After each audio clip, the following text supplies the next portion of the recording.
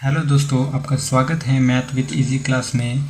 आज हम पढ़ेंगे क्लास 10th का चैप्टर नंबर 1 रियल नंबर, जिसे हम वास्तविक संख्या कहते हैं। इसमें पढ़ेंगे कि एचसीएफ और एलसीएम ज्ञात कैसे करते हैं, दो धनात्मक संख्याओं के बीच में जो रिलेशन है यानी कि जो संबंध है वो फॉर्मूला कैसे अप्लाई करते हैं और कैसे इस फॉर्मूले को एलसीएम इंटू एचसीएफ बराबर ए इंटू बी की सहायता से सिद्ध करते हैं। ये सभी चीज़ें हम आज इस वीडियो में क्लियर करेंगे, तो वीडियो के साथ बने रहें। सबसे पहले हम देखते हैं कि जो धनात्मक संख्याएं हैं,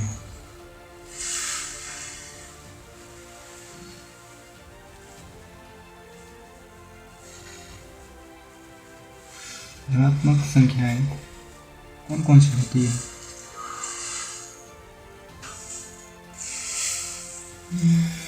0, 1, 2, 3, 4, 5, 6, 7, 8 and some plus infinity.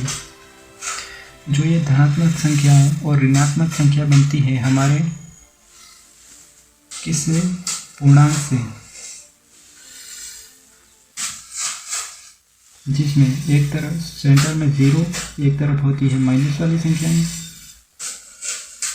-4 and some plus infinity, और एक तरफ होती है धनात्मक संख्याएं जैसे 1, 2, 3, 4, 5, 6, 7 एंड सम प्लस इंफिनिटी।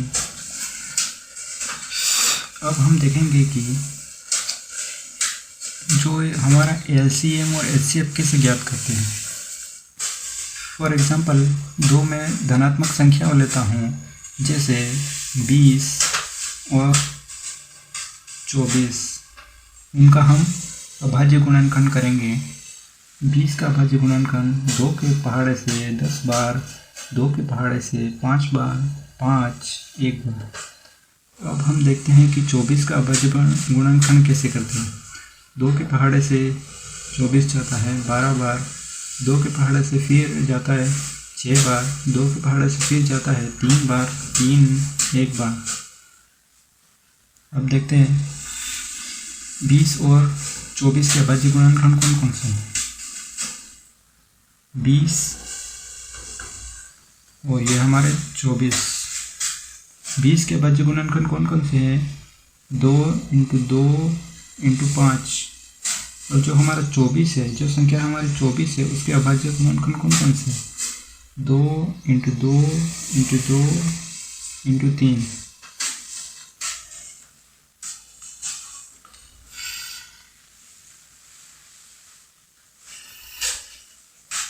अब एक बात याद रखो कि जो भी संख्या है, जिस संख्या की सबसे हाईएस्ट घात होती है वो हमें उतारनी है। फॉर एग्जांपल मैं बात करूं कि 2 की आप 20 की अभाज्य गुणनखंड में देखेंगे तो 2 की घात 2 है, लेकिन 24 के अभाज्य गुणनखंड में आप देखेंगे तो 2 की घात 3 है।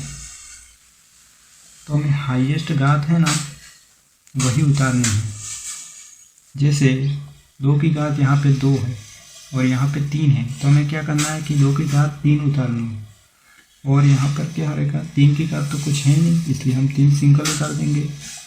अब यहाँ पे देखो, यहाँ पे 2 की घात कितनी है, 2, तो हम उतार देते हैं सगे से।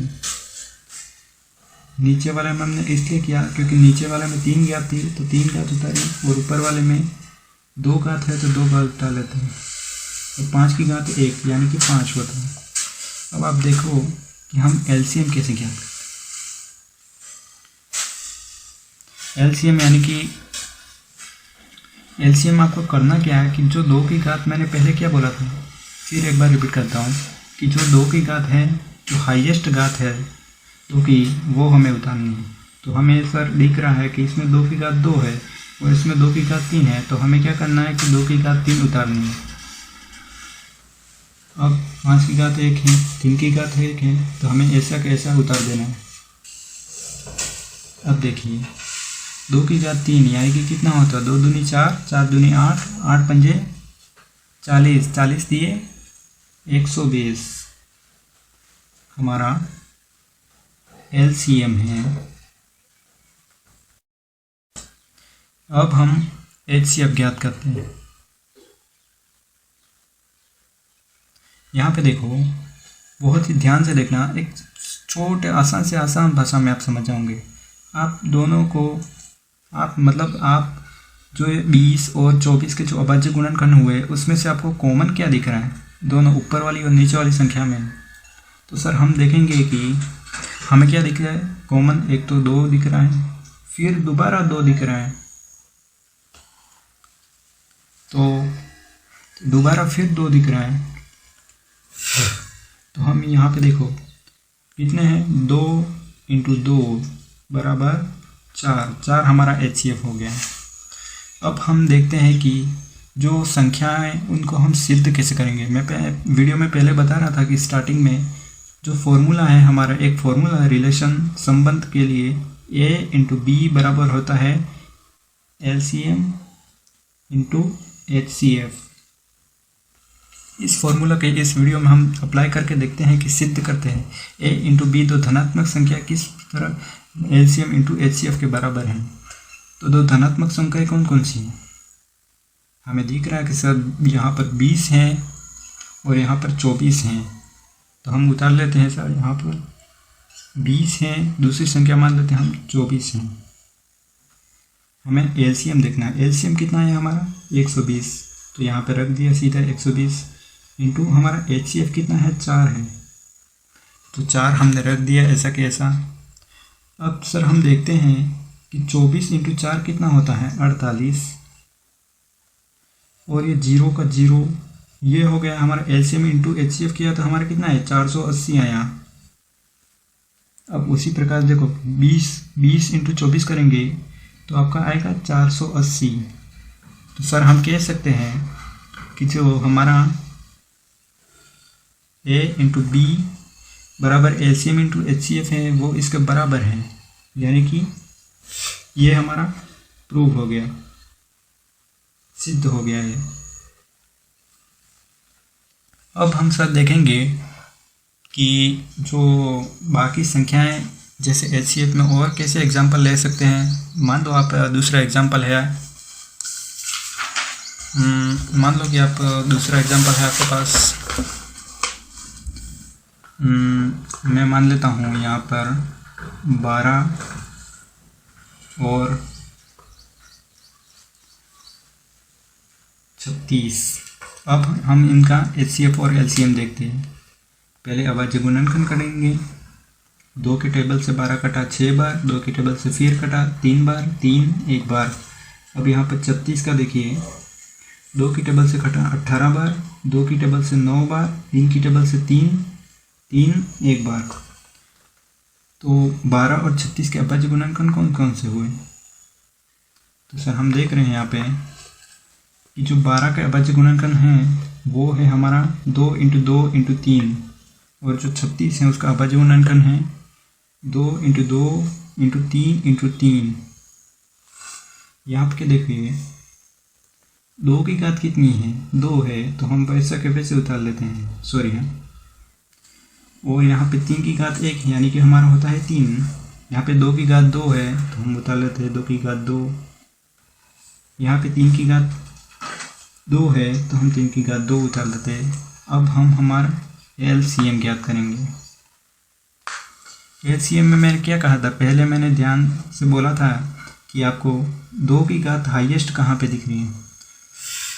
2 की घात हाईएस्ट कितनी है सर, हम देख रहे हैं कि यहाँ पे 2 की घात हाईएस्ट है 2, ऊपर और नीचे, यानी कि घात तो एक ही हुई, 2 की घात हाईएस्ट हुई 2। और हमारा हमें दिख रहा है कि 3 की घात हमारी यहाँ पर 1 है और यहाँ पर 2 है। मैंने क्या कहा था कि हाईएस्ट घात उठाना, यानी कि 3 की घात 2। तो क्या हुआ हमारा 2 की घात 2 4 और 3 की घात 2 9, ये 36 हमारा LCM हो गया। अब HCF देखिए, HCF यानी कि मैंने क्या कहा था, कॉमन आपको कौन कौन सा दिख रहा है। तो कहेंगे आप सर यहाँ पर 2 दिख रहा है, फिर 2 दिख रहा है हमको कॉमन, फिर 3 दिख रहा है हमें। तो हम उतारते हैं 2 × 2 × 3, यानी कि 2 दूनी 4, 4 तिये 12, HCF हो गया हमारा। तो प्यारे दोस्तों, मेरे प्यारे मित्रों, आज की हमारी क्लास इतनी ही चलती है। अगली क्लास में हम पढ़ेंगे कि और कैसे और भी ज़्यादा हम इसमें जो फॉर्मूला यूज़ होते हैं और भी इरेशनल, रेशनल यानी कि अपरिमेय संख्या को कैसे